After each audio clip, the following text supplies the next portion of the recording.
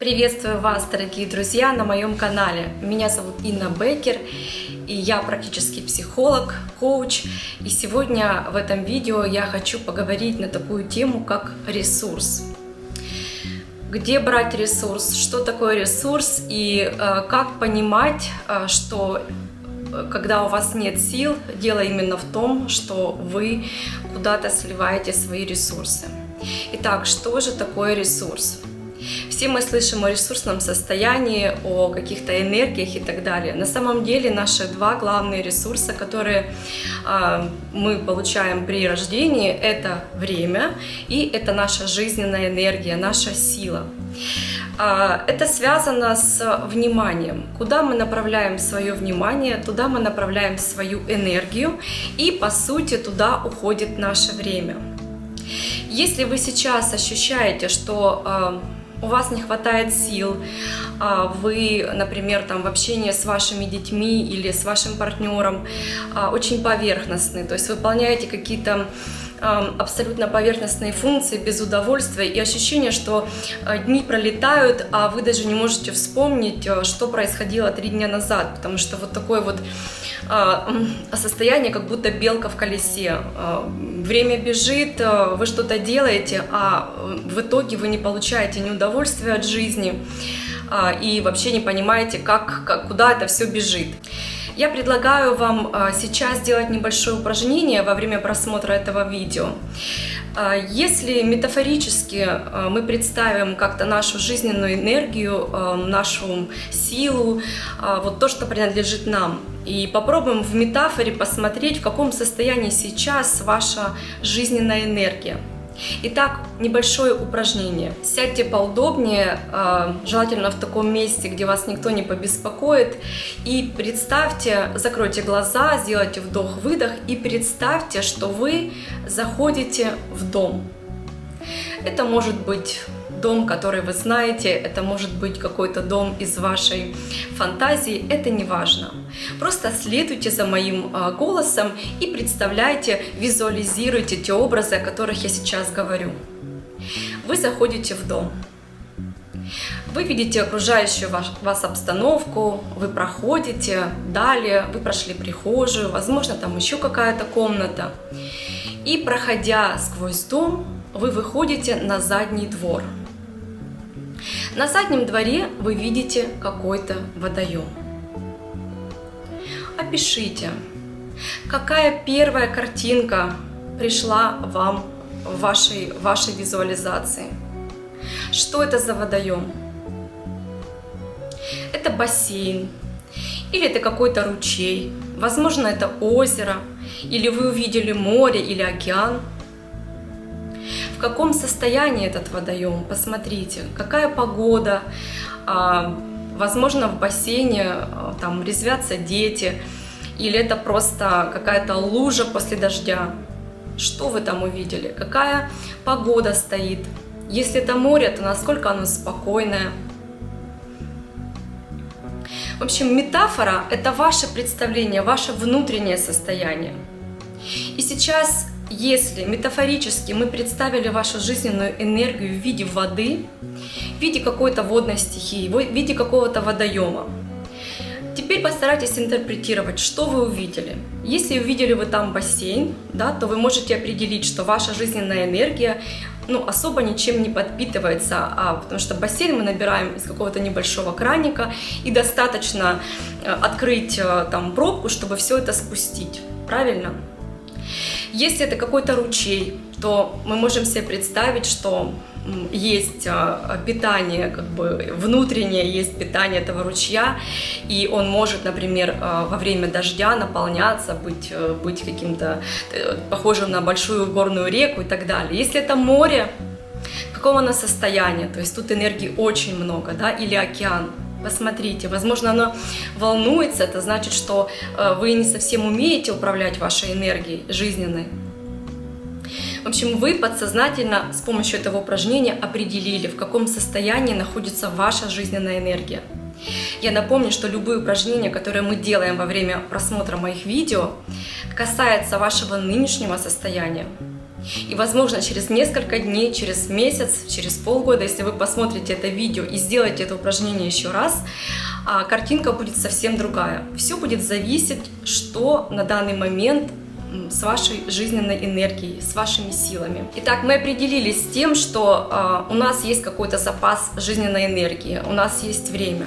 Далее нам нужно понять, куда сливается энергия. Ведь энергия – это обмен, согласитесь. Если вы куда-то вкладываете свое внимание, то есть свою жизненную энергию, тратите на что-то время своей жизни, то в итоге вы должны либо получить эту энергию обратно, либо вы ее просто сливаете. Обычно ситуации, когда энергия сливается, это какие-то травмирующие отношения, это могут быть отношения, ну, скажем так, токсичные, да, когда идут постоянно какие-то разборки, туда сливается куча энергии, а в ответ от таких отношений вы ничего не получаете. Это могут быть какие-то незавершенные, нерешенные дела, о которых вы все время думаете. Это может быть, конечно же, состояние вашего тела, когда вы сливаете свою энергию, например, потребляя алкоголь, какую-то нездоровую пищу, туда тоже сливается энергия, потому что мы должны энергию получать обратно.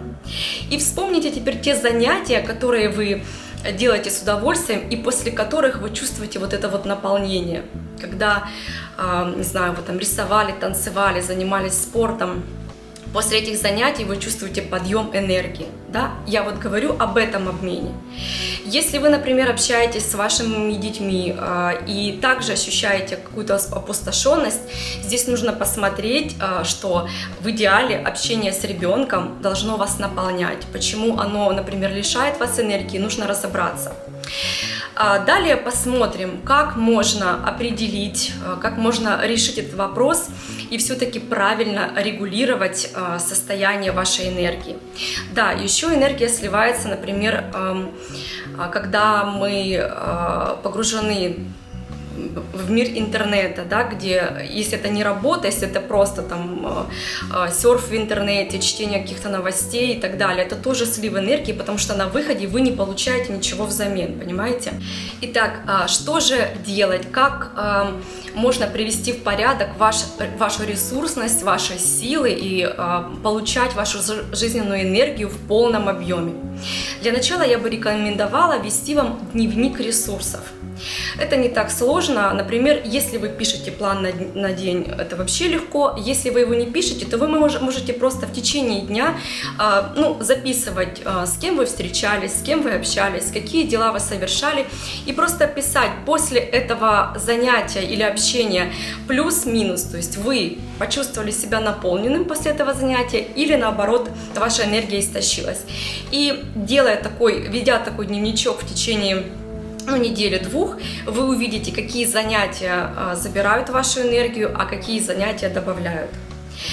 Далее будет немаловажным заметить то, что наше тело все-таки должно быть сильным, здоровым и хорошо себя чувствовать.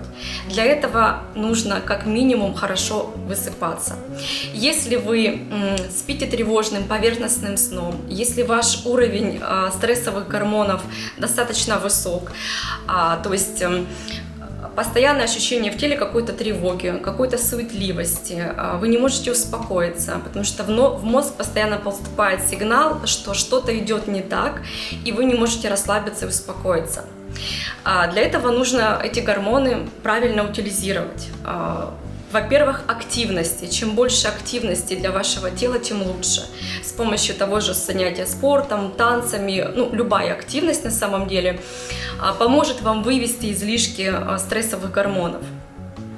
Также немаловажным будет после хорошего спорта иметь под рукой расслабляющие практики. Всевозможные шавасаны, медитации и так далее. Сказать, что это можно сделать один раз и сразу же вы почувствуете прилив жизненных сил, наверное, нет, будет неправильным.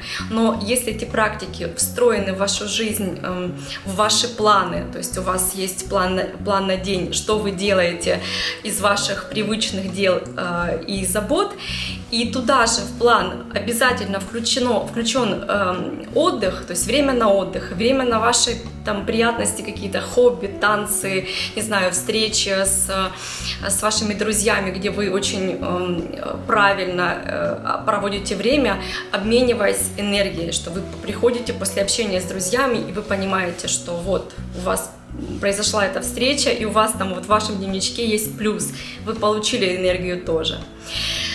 Также хочется добавить, что есть у нас часть личности такая, как внутренний ребенок. Это наш такой генератор внутренней энергии.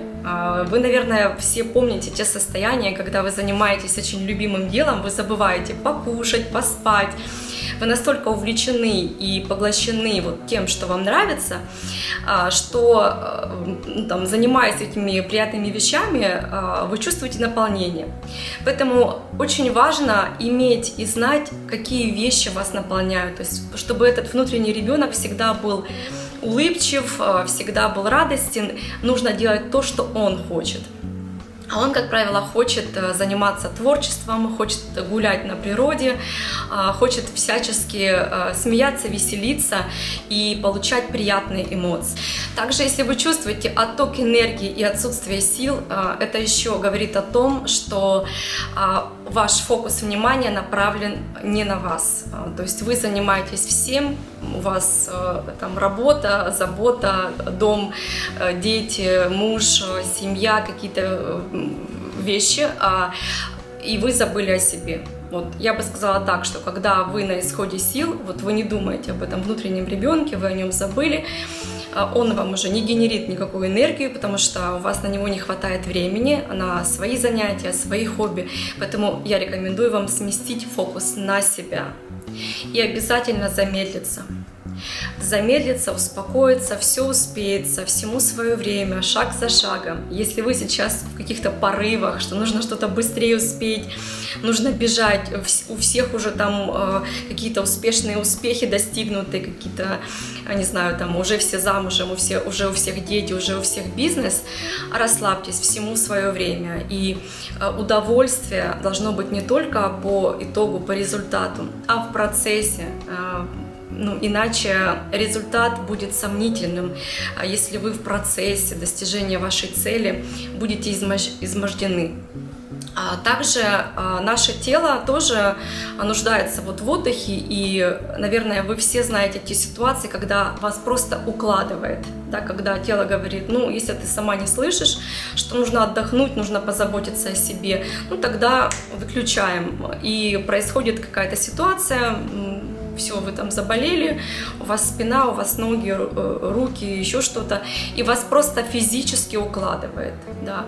И если вы такие сигналы заранее не считываете, то, конечно же, это говорит о том, что вы не в контакте с собой. Рекомендую все-таки остановиться, замедлиться, подумать о себе, завести дневничок ресурсности, посмотреть, куда утекает ваша энергия, обязательно внести в план занятия, которые наполняют вас энергией, и ставить себя на первое место в плане заботы о себе. Потому что если вы не позаботитесь о себе, я думаю, что ваши близкие тоже пострадают, если вы не будете в таком ресурсном, хорошем состоянии. С вами была Инна Беккер. Я буду рада, если вы запишетесь ко мне на консультацию, и мы с вами вместе разберем, почему, куда утекает ваша энергия. Также я индивидуально могу подготовить вам практику или технику, которая поможет именно вам держать баланс ваших ресурсных состояний. Подписывайтесь на мой канал, я буду делать очень много интересных, полезных и актуальных видео. Пока-пока!